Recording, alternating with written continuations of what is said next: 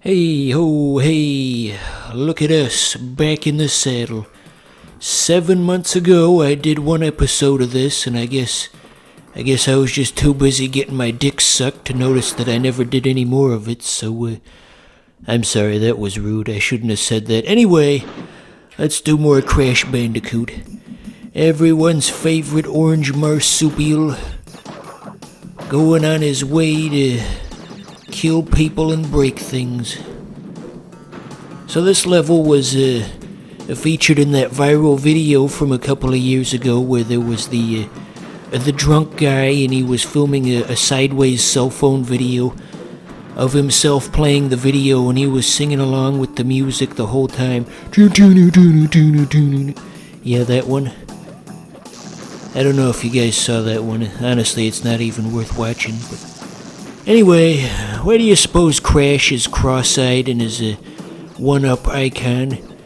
Do you think they based that image on somebody on the development staff? I wouldn't be surprised. Lots of unusual things happened in the development of the Crash Bandicoot trilogy. I think in the third game there was some kind of shenanigans that went on where the Crash Bandicoot developers didn't have access to their offices and the game had to be developed in a hallway. Or something like that. I do like that animation that Crash does when he looks back at the boulder. In animation school they call that the squash and stretch principle. Not just because he looked back at the boulder, but you know, because his face did the thing. You know, squash and stretch. So this right here really separates the men from the boys. Okay, fuck it. Yeah, we weren't gonna win that one. Okay, so we get fuck. I was gonna say we gotta do these one at a time, but I landed on the middle one by accident. So now we're gonna have to go to the one on the left and then reach over across the gap. Remember, each of these has 8 bounces. Fuck. I timed it wrong. Okay, 1. Each of those has 1. Keep that in mind. 2, 3, 4, 5, 6, 7, 8. 1. Shit. I don't know why the last one did that. We only bounced on it, I guess, twice, but whatever. I'm not going for a gems run anyway. I'm not crazy. Not Mark Davis. I just got that from that Family Guy episode the other day with the Mark Davis haircut. Modern Family Guy mostly sucks ass, but occasionally they'll have a decent joke in there.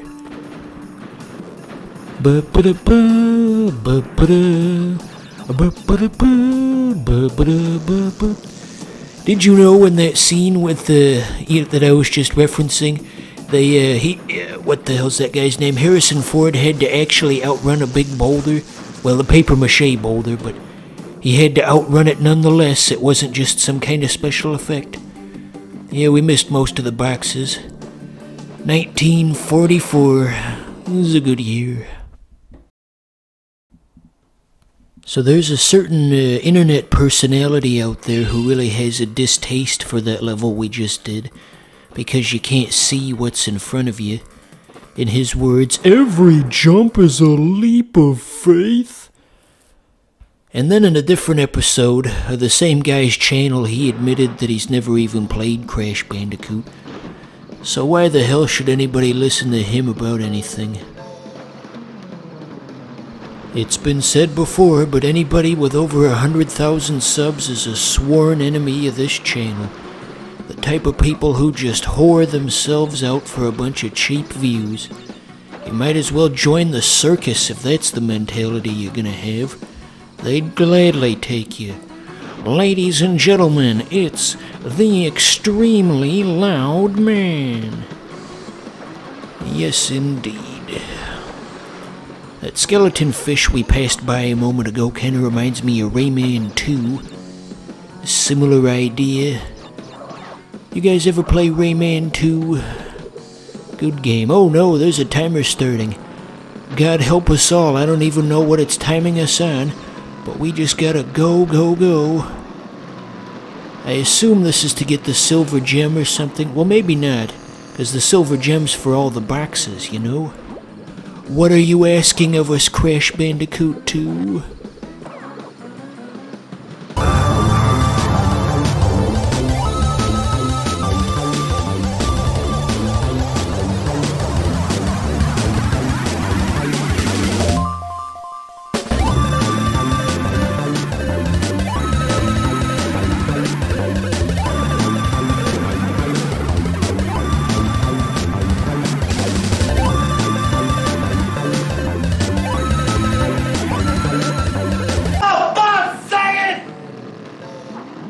I guess I wasn't quite fast enough. I suppose now we'll just never know.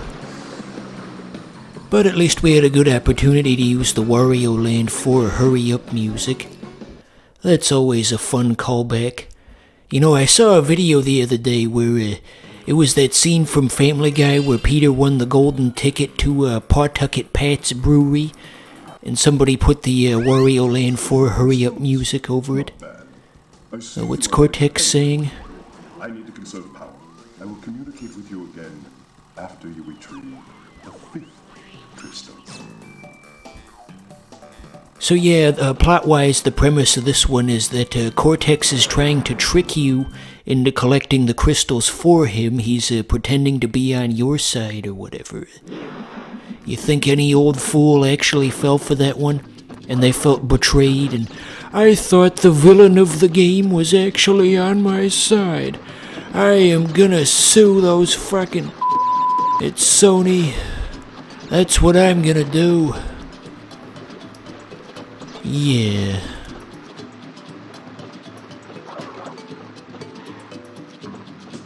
You know, a while back I saw a mod for a Sonic game that it was in a first-person perspective.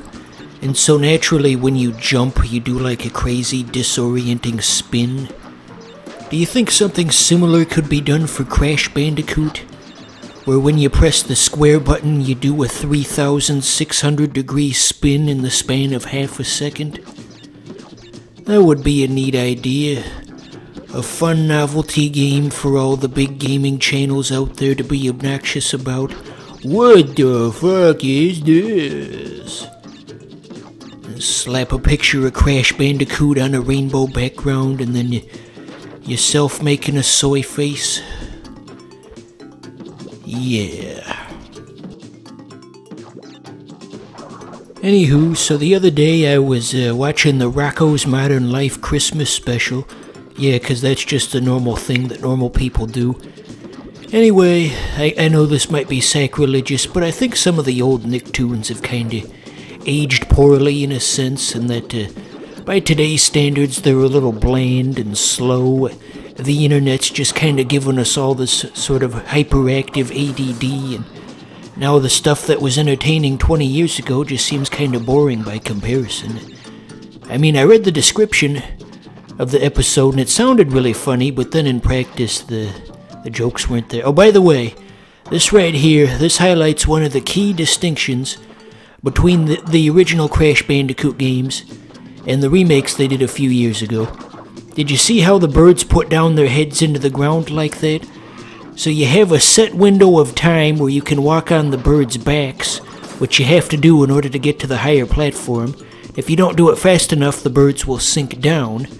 And in the original games, they give you plenty of time to do it. I'm saying a window of maybe like 2 seconds. And in the remakes, they don't give you enough time at all. There's a window of maybe like half a second, and it's far too difficult.